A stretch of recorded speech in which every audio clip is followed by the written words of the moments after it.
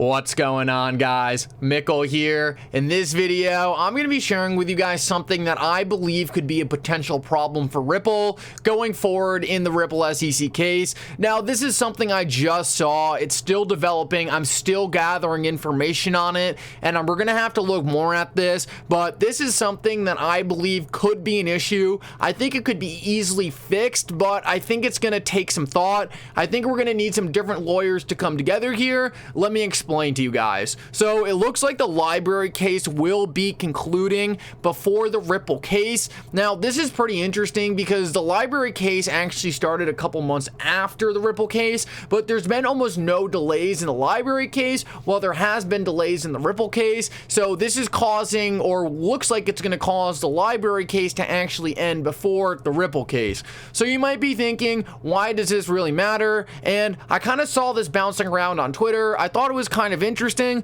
but Fred tweeted out, the LBRY case going first is not good for the Ripple SEC case. I believe Judge Torres won't auto follow any of the rulings from the New Hampshire court, as rulings are persuasive and not binding, but concerned with the judge in the New Hampshire case and feeling a bad result is brewing. Really hoping I'm wrong and nothing has already happened. SEC Gov is willing to file supplement authorities whenever the LBRY case gets a victory.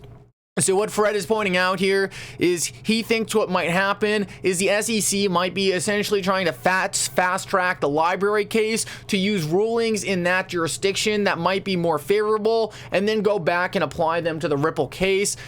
This is kind of what I thought when I first read the LBRY case was going to be ending first. And so there already has been crypto cases that have been settled and that the SEC has been trying to use as supplemental evidence, and none of them have been binding. And it seems like Judge Torres, like Fred points out here, he says she really hasn't been auto following anything, and she has taken into consideration all these different things, and it doesn't look like she's just going to go through and say, you know what, LBRY got ruled on this way, Ripple has to rule this way. But it's definitely a headwind that I wish we didn't have to go through.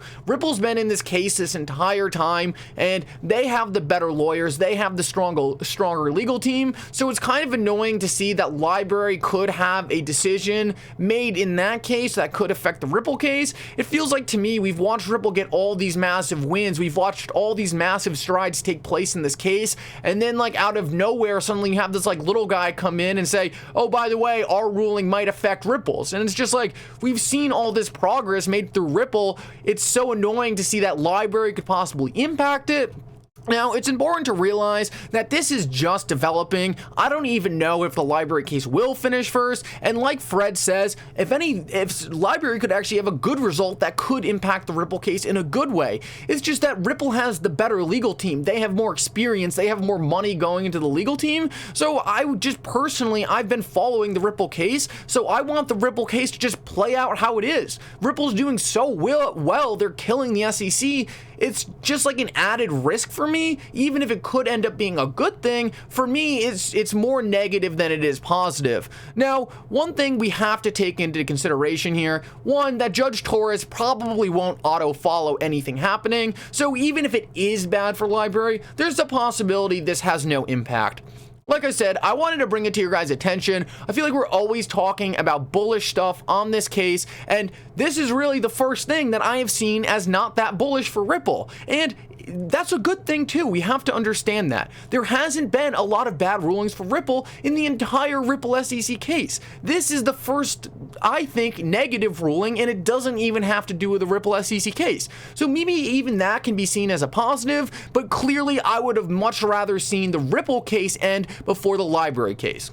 Now, I want to get into some good news because I don't want you guys to leave this all disappointed. The good news is John Deaton has been working very close with the LBRY team, and if this is going to be a significant issue, and it does look LBRY could have binding results on the Ripple case, I don't think there is any doubt that John Deaton would be able to communicate with the LBRY team and look to extend that case out further so it ended after the Ripple SEC case. And you might be thinking, why would they do this? Why would LBRY extend their case? Well, what we still need to break down is what's been going on in the LBRY versus SEC case, because I have not studied this at all. So if there actually has been bad rulings against LBRY and it looks like LBRY is going to lose, it would actually make a lot more sense for LBRY to push out and extend their case so that the Ripple case could have some decisions made in it, and then LBRY could go and use this case as precedent going forward and actually use it to shore up their case some more, because they could say, look, this went like down like this, and this in the Ripple case, so you should also apply that here.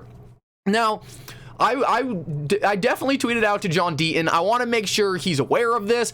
I have full confidence that the Ripple legal team is also aware of this. I think the Ripple legal team and LBRY team, in no doubt, has been working together behind the scenes. So who knows? Maybe this all could have already been accounted for. Like I said, I wanted to bring it to your guys' attention because we always are talking about the most bullish things happening in this case, and it's only fair for me to guys to also be bringing this to you. And yeah, I think it's important to analyze this.